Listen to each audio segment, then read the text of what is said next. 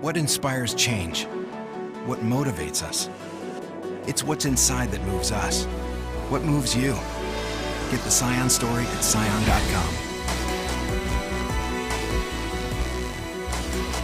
Whether it's that Former Port General Manager Mary Torres sent a letter to Attorney General Lenny Rapadas last week asking him to investigate the legal fees paid by Port Management to their legal counsel Phillips and Bordallo.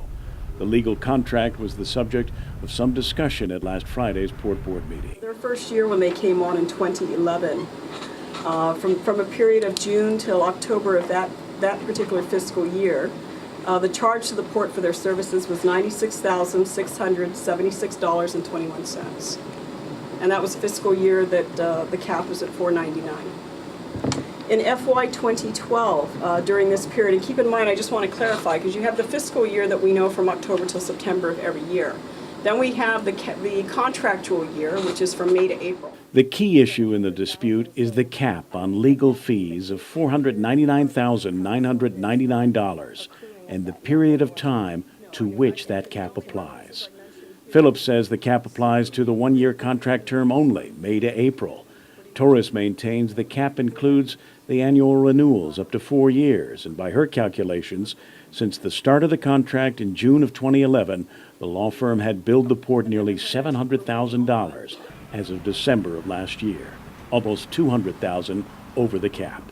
the contract had a value per section 3.7 of the contract for $499,999, and once that amount had been reached, the port was required, it says shall, go out and procure a new contract before additional services can be rendered. If you look at the billings that were recently FOIA'd by Senator Cruz and add up the totals, they have already exceeded that amount. The totaling of all the invoices from the time Phillips and Bordallo came on board is nearly $700,000 today. The cap's not been exceeded, never been exceeded. No one's ever cut a check in excess of the cap. That's the key. With regard to the allegation that there's a $499 cap on our relationship with the port, that's just completely false. It'd be nice to have a 4 or 8 year contract with anybody, but I don't have that. I have a 1 year contract with the port. It was, per the contract as originally signed, a contract with a value not to exceed $49999 over the course of the term, whether it's 1 year calendar or 1 year calendar renewed 3 times for a total of 4 years.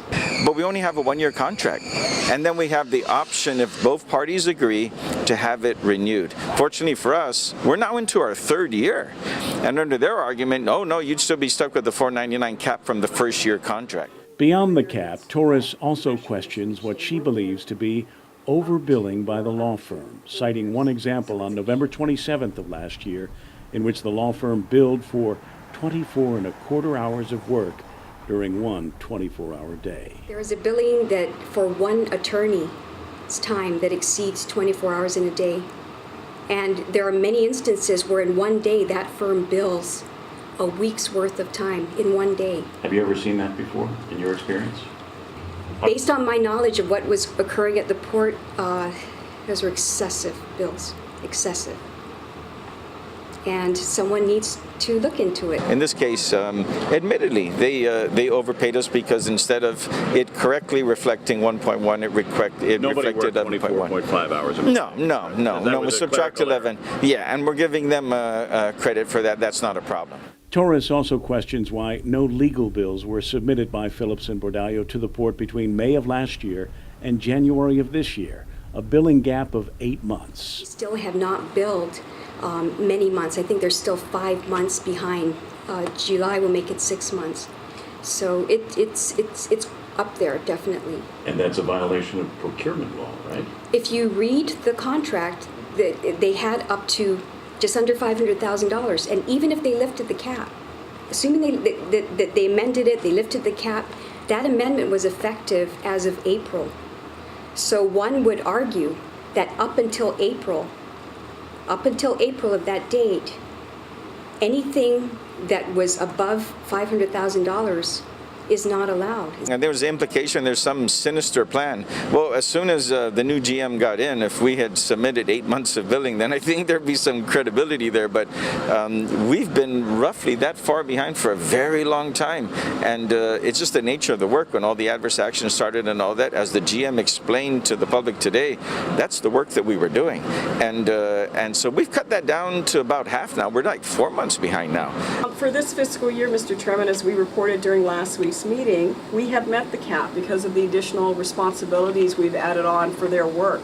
Majority of this actually happened in the latter part of last year, from September, October, November, December, January. And as you know, the port does have an additional workload in dealing with a number of personnel matters. Before approving the final 3 months' payment to Phillips and Bordallo, estimated to be about $150,000, the board decided to seek approval from the Attorney General first. So the decision on whether or not to pay out in excess of the cap has been postponed until the AG responds. Kevin Kerrigan, PNC News.